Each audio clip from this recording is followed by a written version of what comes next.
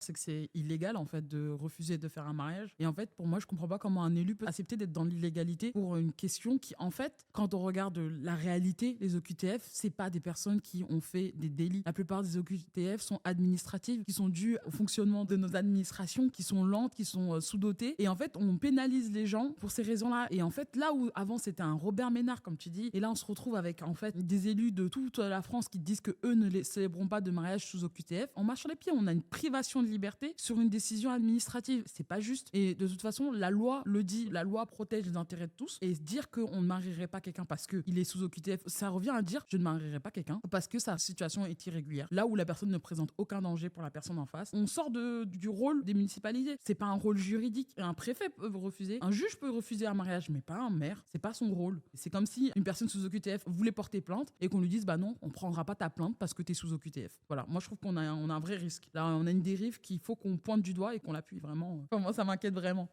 Il n'y a que la politique qui compte.